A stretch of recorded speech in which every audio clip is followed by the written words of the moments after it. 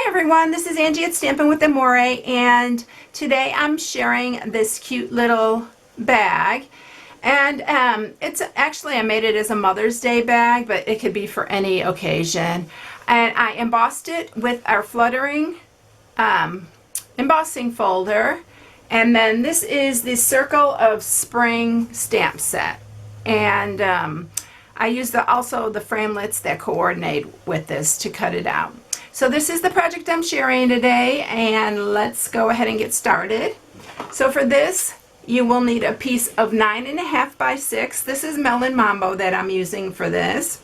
And I will grab my scoring tool here. And on the 9.5 inch side, we are going to score it at 1/2. And then 3.5. 5 and 8, and then we're going to turn it and we're going to score it at 4.5.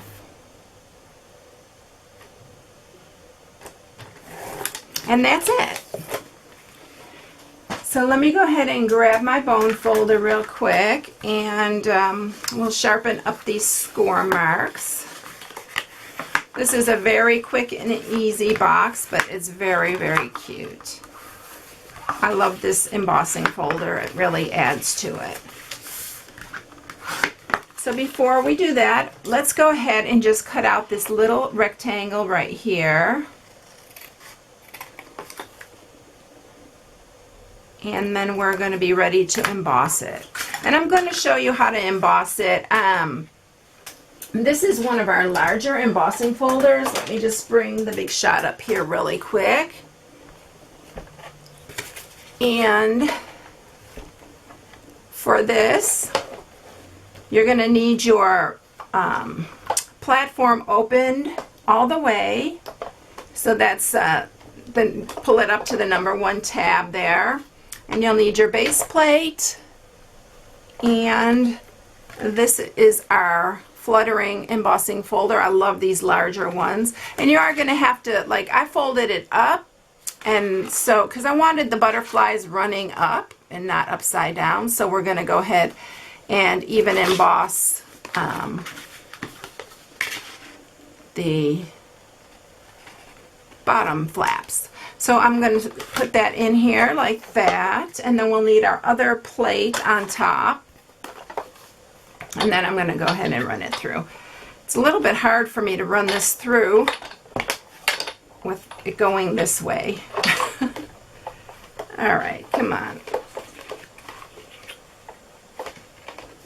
Get that. There we go. I should have turned it the other way. It would have been a lot easier for me. All right, so now the next thing that we're going to do is we're just going to scoot this down to the very end. I didn't emboss the glue tab, and then we'll just send it back through this way. All right. So when we are done, we will have your embossed piece. So let me get this out of the way,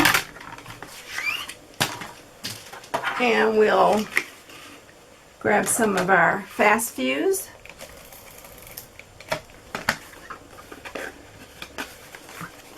And let's go ahead and cut our flaps here. You can either cut these before or after. It really doesn't make any difference.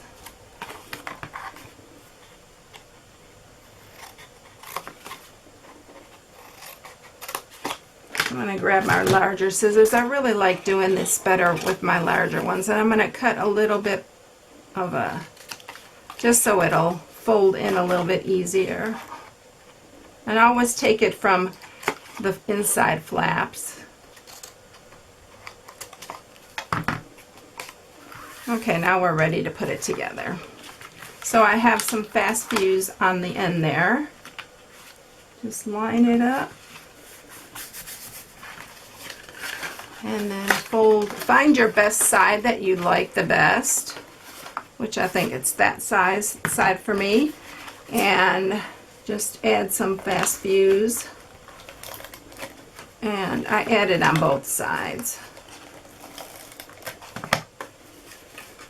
And close it up, and then we're just gonna squeeze it like that. And this, I believe, is the 1/4 inch hole punch, and I'm just gonna center that in the middle and give that a punch. And then I am going to grab a piece of Whisper White. Okay, we're going to go ahead and stamp our circle, our wreath. And I'm going to use, what did I do with it? Some soft suede. And really, for me, the easiest way is to take the ink pad. When it's a larger stamp, it's easier just to take the ink pad to the stamp. And you can see the coverage that you have that way. And there's a little trick with this. You'll see there's a little point at the top of this, and that is where I line it up to the top, because our framelits fit right over that. So you, let me show you where the framelits is. Framelits have this little thing here, so it helps you to line this up just right when you're sending it through the big shot. Alright, so let's go ahead and do our Happy Mother's Day in the center.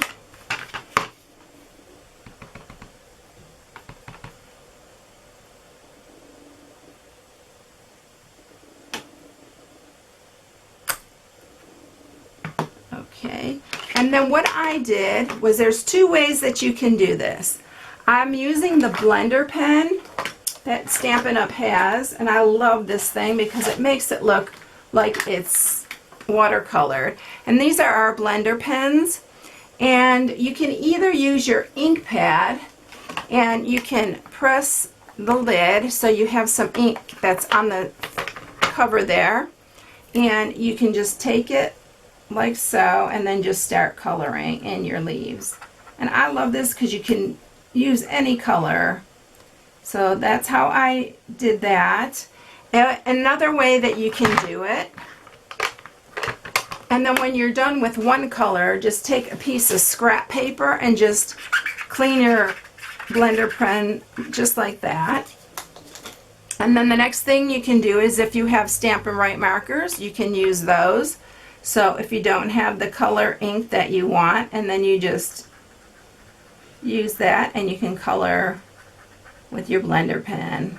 And you don't even have to, you can go make them lighter and just keep on doing them without re-inking even.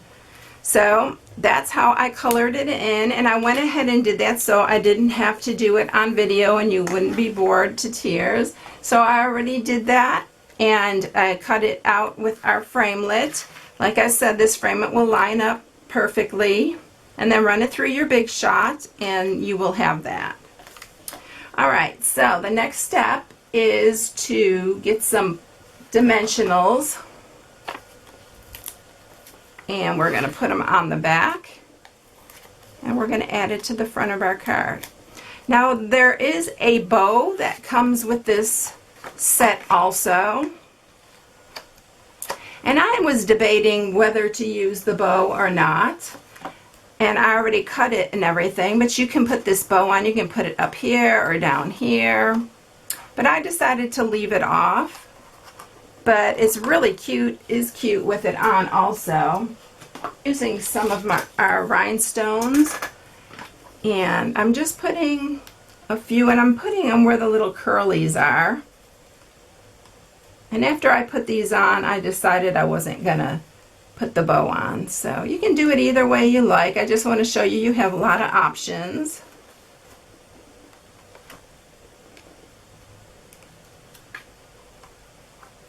Just like that, and I think one more maybe. Right there. And I think that adds so much to it. And now I'm going to grab some of our stitched Whisper white ribbon, and we're going to just put it through the hole there. Make sure you bring up enough to make a bow. And you're going to tie it.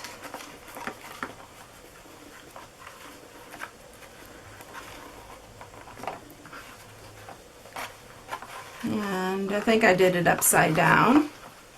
And I'm just going to go ahead and leave it like that. I'm going to grab my scissors here. So we'll trim this.